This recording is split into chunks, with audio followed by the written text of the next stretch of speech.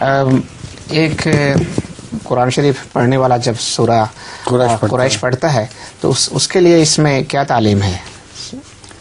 اس کی تعلیم یہ ہے کہ ایسی باتیں نہیں کرنی چاہیے جو نبوت کے خلاف ہوں اور اس سے لوگوں کو دھوکہ لگتا ہو. اس کی بیوی بھی یہ کام کیا کرتی تھی، ابو لہب کی.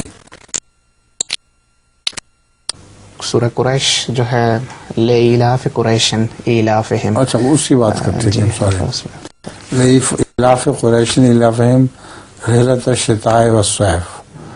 قریش کو آپس میں محبت سے باندھنے کے لیے اللہ تعالیٰ نے یہ طریق بنایا تھا کہ وہ دن رات سفر کرتے تھے اور آتے جاتے تھے. رحلۃ الشتاء والصیف، سردیوں کا سفر بھی کرتے تھے اور گرمیوں کے سفر بھی کرتے تھے. اس کے نتیجے میں ان کو بہت سے رزق ملتے تھے. کئی قسم کے رزق وہ لے کے آتے تھے. مثلا شام سے آتے تھے تو وہاں سے رزق لے جاتے، یمن کی طرف سے جاتے تھے تو وہاں کا رزق لے کے آتے تھے. تو اس لیے قریش کے دل آپس میں بندھ گئے اور ان کے لیے اللہ تعالیٰ نے رزق کا بہت بڑا انتظام کرایا. اور اسی طرح ان کو خوف بھی کوئی نہیں تھا. سفر میں اللہ تعالیٰ نے ایسے انتظام کیے تھے کہ وہ آرام سے سفر کر سکتے تھے، ان کو کوئی خوف نہیں تھا. فَلْيَعْبُدُوا رَبَّ هَٰذَا الْبَيْتِ الَّذِي أَطْعَمَهُم مِّن جُوعٍ وَآمَنَهُم مِّن خَوْفٍ.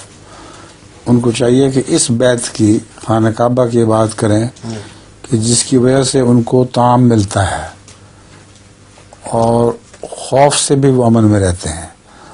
اب یہ سارا رزق جو آتا تھا چاروں طرف سے، یہ خانہ کعبہ کی وجہ سے آتا تھا. اور ویسے وہ علاقہ خالی تھا، وادی غیر ذی زرع تھی، تمام دنیا کا رزق وہاں پہنچتا تھا. اب بھی مکے جا کے دیکھیں تو جو انعام، جو چیزیں، پھل یہاں نہیں ملیں گے وہ وہاں مل جائیں گے. تو یہ سب خانہ کعبہ کی برکت ہے.